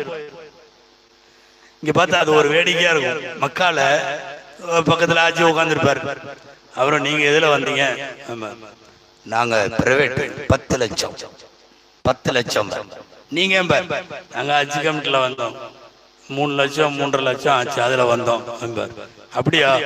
நாங்க கதை ஜன்னலை திறந்தா காபா தெரியும். நீங்க நாங்க அங்க ஒரு 10 கிலோமீட்டருக்கு அந்த பக்கம் இருக்கோம். இப்படியே தான் இருக்கும். இது எல்லா இடத்துலயும் மக்கால மதினால ஹோட்டல்ல அங்க அங்க எல்லாம் அந்த குவாலிட்டி தெரியும். இது 10 லட்சம், அது ஒரு 3 லட்சம்ங்கிற மாதிரியே. வாமா அவன அங்க வரணும். எங்க? ஆமா, அரபால. அரபா கூட பரவாயில்ல, டென்ட் எல்லாம் இப்ப போடுறாங்க. இந்த முஸ்தலிஃபா ரோட்ல விரிப்பு கூட கிடையாது, வெறும் ரோடு. ரோட்ல படுத்திருக்கணும். அப்போ அவர் பக்கத்துல படுத்திருப்பார். நீங்க எவ்வளவுல வந்தீங்க? நான் 10 லட்சம், நாங்க 3 லட்சம். 2 பேருமே இங்கதான். ஒண்ணுக்கு போறதுக்கு அரை மணி நேரம் நடக்கணும். ஒரு டீ கிடைக்க மாட்டேங்குது, விடிய விடிய பஜ்ர் வரைக்கும். அதாவது பணம், பதவி, அந்தஸ்து, பட்டம் அத்தனையும் முடிஞ்சு பூரா கபன் துணிய போட்டு ஒரு ரோட்டுக்குள்ள உருட்டுனா அல்ல 20 லட்சம் பேர் 25 லட்சம் பேர் முஸ்தலிஃபால படுத்திருப்போம். அற்புதங்களினுடைய அதிசயங்களினுடைய அணிவகுப்பு ஹஜ் பயணம். இந்த முஸ்தலிஃபால அன்னைக்கு தங்கி இருக்கிறோமல்ல, நான் இதை சொல்லி நிறைவுக்கு வருகிறேன். ஹாஜிகளுக்கெல்லாம் சொல்லி கொடுத்திருப்பாங்க. இந்த நைட்டு முஸ்தலிஃபால ரோட்ல படுத்திருக்கிறப்ப தான் நம்ம ஒரு அமல் செய்யணும். என்ன அமலுங்க? ஹாஜிகள் யாராவது சொல்லுங்களேன். கல்லு பொறுக்கணும். கல்லு 70 கல்லு பொறுக்க சொல்லி கொடுப்பாங்க. 70 கல்லு. கல்லுன்னா இந்த களிமா விரலு கட்ட விரலுக்கு இடையில நிக்கிற மாதிரி உள்ள கல்லு. இத்தத்தை பெருசெல்லாம் தூக்கக்கூடாது. சைத்தா மேல உள்ள கோவத்துல சில பேர் அங்க பார்த்தா பயங்கரமான கோவம். அந்த கல்லைய எப்படி அடிப்பான், உன்னைய பாருன்ற மாதிரி அடிப்பார். சில பேர் செருப்பு தூக்கி அடிப்பான், சில பேர் கொடையை தூக்கி அடிப்பான், என்னென்னத்தையோ தூக்கி அடிப்பான். என்னன்னா சைத்தா மேல அவ்வளவு கோவம். இங்க ஏர்போர்ட் இறங்கி வரும்போது கூட்டிட்டு வந்துருவாங்க. தாயகம் வரும்போதே தோஸ்தா தான் வருவோம். அங்க அந்த அடி என்னன்னா, இந்த கல் இருக்க ஒரு 70 கல்லு பொறுக்கும். 70 கல்லு ஒரு 20 லட்சம் பேர் வச்சுக்குவோம். 20 லட்சம் பேர் 70 கல்லு பொறுக்கணும். எவ்வளவு கல்லு வேணுங்க? சும்மா ஒரு அப்ராக்சிமெண்டா ஒரு ஆள் 70 கல்லு ஜி 14 கோடி கிட்டத்தட்ட. சரி, 15 கோடி கல்லு. இப்ப இங்க பள்ளிவாசலுக்கு வெளியில உள்ள இந்த இடத்துல கவர்மெண்ட் ரோடு போடுதுன்னு வைங்களேன். ரோடு போடுறதுக்கு என்ன செய்வாங்க தெரியுமா? முதல்லயே கொண்டு வந்து 1 வாரத்துக்கு முன்னாடி கல்லு கொட்டுவாங்க. ஓரத்துல தர்கா கபர் மாதிரி இருக்கும், அது கொண்டு வந்து கட்டி வைப்பாங்க. என்னப்பா கல்லு கொட்டுறாங்க? ரோடு போட போறாங்கம்பாங்க. ஒரு ரோடு போடுறதுக்கு அவ்வளவு கல்லு கொட்ட வேண்டியது இருக்குல்ல. 14 கோடி கல்லு. எங்கேயுமே கல்ல யாரும் கொட்டல. நல்லா கவனிக்கணும். எந்த லாரியிலையும் கொண்டு வந்து கொட்டல. அங்க போய் கேளுங்க, கல்லு கொடுப்பாங்க இல்ல. ஒவ்வொரு ஹாஜியும் அவரா பொறுக்கணும். எப்படி பொறுக்கிறாங்க தெரியுமா? இப்படிமாங்க, இங்க இங்க இங்க இங்க நாங்க இந்தாங்க, இவ்வளவுதான். இந்த இதுக்கு மேல எல்லாம் போக மாட்டாரு. 70 கல்லு எடுத்துருவாரு. 20 லட்சம் பேருக்கு ஒரு ஆளுக்கு 70 கல்லு மேல யாரு கொண்டு வந்து கொட்டினா? எப்படி கிடைச்சது? முதல்ல ஒரு குவியலாவே அங்க கொட்டி வைக்கல. நாங்களும் தொடர்ந்து போயிட்டு இருக்கோம், பார்த்துட்டு இருக்கோம். எங்கேயாவது அப்படி ஒரு ஒரு ஒரு ஒரு பெரிய குவியலை கொட்டி வச்சு அங்க போய் கல் எடுத்து இல்லவே இல்லை. தரையிலே குனிகிறார்கள். எல்லா ஹாஜியும் கல் எடுக்கிறாங்க. கல்லு கிடைக்காம யாரும் ரொம்ப தூரம் வந்த மாதிரியும் தெரியல. ஏன்னா அடுத்த ஸ்டேஷன் மினா, அங்க கல் எடுக்கக்கூடாது. இந்த பக்கம் அரபா, கல் எடுக்கக்கூடாது. கல் எடுக்கிற இடமே எதுதான்? முஸ்தலிஃபான்ற அந்த இடம் மட்டும். எப்படி கிடைக்கிறது? அன்பானவர்களே, ஹஜ் என்பது அதிசயங்களின் அணிவகுப்பு. அல்லாஹுவை சத்தியம் என்று விளங்க, இஸ்லாத்தை தான் சத்தியம் என்று விளங்குவதற்கான மிகச்சிறந்த பல்வேறு காட்சிகள் ஹஜ்ஜிலே உண்டு. பெருமக்களே, ஆரம்பத்தில் இங்கிருந்து போறப்ப நீங்க உம்ரா செய்வீங்க. 4 கடமைதான். எஹ்ராம் கட்ட வேண்டும், தவாப் செய்ய வேண்டும், 2 ரக்காய் தொழுகணும், சஃபா மர்வாவிலே ஓட வேண்டும், தலைமுடி எடுக்க வேண்டும். 4ஓட முடிஞ்சு. அடுத்து ஹஜ் நாட்கள் 5 நாட்கள். அதுல 2-3 நாள், பிறை 8 ஃபுல்லா மினா, பிறை 9 பகல் அரஃபா. அன்னைக்கு நைட்டு தான் இப்ப நான் சொன்ன முஸ்தலிஃபா. 10, 11, 12, 13 எல்லா நாளும் மினா கூடாரத்துல இருப்போம். 3 நாள் ஷைத்தானுக்கு கல்லடிப்போம். ஹஜ் இதோடு நிறைவாகிவிடும். இதை அடுத்து மதீனா, எம்பெருமான் ஸல்லல்லாஹு அலைஹி வஸல்லம் உறங்கிக் கொண்டிருக்கிற புனித பூமி. உலகத்துல எனக்கு மௌத்த கூடுன்னு எப்பவுமே யாரும் கேட்கவே கூடாது அல்லாட்ட, எனக்கு மௌத்த கூடுன்னு. ஆனா மதீனால மௌத்த கூடுன்னு கேட்கலாம். அது அப்படிப்பட்ட சலுகை உள்ள பூமி. மனிஸ்ததஅ மின்கும் அன் யமூத ஃபில் மதீனதி ஃபல்யஃஅல். உங்களில் யாருக்காவது மதீனாவிலே மௌத்தாக முடியும் என்றால் மௌத்தாகலாம். 12,000 சஹாபாக்கள் அடங்கி இருக்கக்கூடிய ஜன்னத்துல் பக்கி என்கிற புனித கபிரிஸ்தானை உள்ளடக்கி இருக்கிற மதீனா, பெருமான் ஸல்லல்லாஹு அலைஹி வஸல்லம் தூங்கி கொண்டிருக்கிற பூமி. அதனால போய் நமக்கும் யாரெல்லாம் சலாம் சொல்லிவிட்டார்களோ அவர்கள் எல்லாருக்கும் சேர்ந்து சலாம் சொல்லிவிட்டு வர வேண்டும். எல்லாம் வல்ல அல்லாஹ்விடத்தில் துஆ செய்வோம். அல்லாஹ் நம் ஹஜ் பயணத்தை லகுவாக்கி தருவானாக. பாவங்கள் மன்னிக்கப்பட்டு அன்று பிறந்த பாலகனை போல் அல்லாஹ் திரும்ப கொண்டு வந்து சேர்ப்பானாக. புனித மதீனாவில் பெருமானார் ஸல்லல்லாஹு அலைஹி வஸல்லம் அவர்களையும் ஜன்னத்துல் பக்கீலே அடங்கி இருக்கக்கூடிய புனிதர்களையும் ஜியாரத்து செய்யும் நல்ல தௌஃபீகையும் அல்லாஹ் நம் அனைவருக்கும் தந்துருவானாக. ஜஸாக்கும் அல்லாஹு கைரா. வ ஆகிரு தஅவானா அல்ஹம்துலில்லாஹி ரப்பில் ஆலமீன். அஸ்ஸலாமு அலைக்கும் வ ரஹ்மத்துல்லாஹி